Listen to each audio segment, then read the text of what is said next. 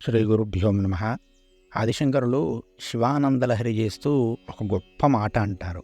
ఏమిటి అంటే, పరమేశ్వరుడికి ఏ పువ్వు సమర్పిస్తే పూజలో ఆ పరమేశ్వరుడు మన యందు అనంతమైనటువంటి కరుణ కురిపిస్తాడు చెబుతూ, గభీరే కాసారే విశతి విజనే ఘోర విపినే విశాలే శైలే చ భ్రమతి కుసుమార్ధం జడమతి సమర్పైక్యం చేతస్ సరసిజముమానాదభవతే సుఖేనావస్థాతుం జన ఇహ నజానాతి కిమహో అంటాడు.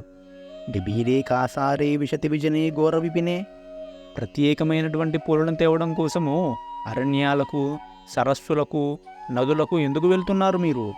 విశాలే శైలే చ భ్రమతి కుసుమార్ధం జడమతి, పిచ్చి వాళ్ళలారా, అవన్నీ కూడా నిజమైనటువంటి పూలు కావు. సమర్పైక్యం చేతసరసిజముమానాదభవతే సుఖేనావస్థాతుం జన ఇహ నజానాతి కిమహో. సమర్పైక్యం, ఐక్యం అంటే ఏమిటి? మనస్సును సమర్పించండి అయ్యా. మనస్సు అనేటువంటి పువ్వును సమర్పించండి. 5 ఇంద్రియాలే 5 రెక్కలుగా ఉన్నటువంటి మనస్సు అనేటువంటి పువ్వును ఎవడైతే పరమేశ్వరుని పాదముల దగ్గర విసిరేస్తున్నాడో, పడేస్తున్నాడో, సమర్పిస్తున్నాడో, అతడు ఎల్లప్పుడూ సుఖంగానే ఉంటున్నాడు. అతడి యొక్క సమస్తమైనటువంటి తాపములు కూడా నశించిపోతున్నవి.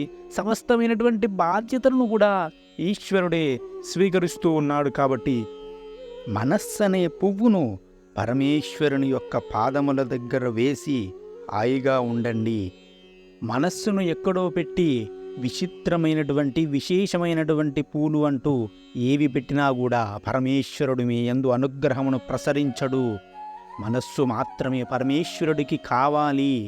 నీ మనస్సు ఎక్కడ పెట్టావో అదే ప్రధానము అని శంకరులు మనకు ఉద్బోధ చేస్తూ ఉన్నారు. కాబట్టి మనస్సు అనేటువంటి పువ్వును పెట్టేటువంటి ప్రయత్నం చేయండి. మీరు ఏమి పెట్టారో పరమేశ్వరుడికి అవసరం లేదు.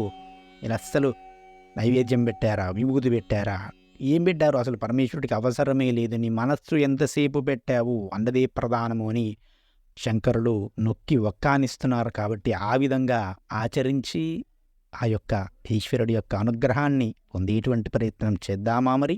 శ్రీమాత్రే నమః. స్వస్తి. జై శ్రీరామ్.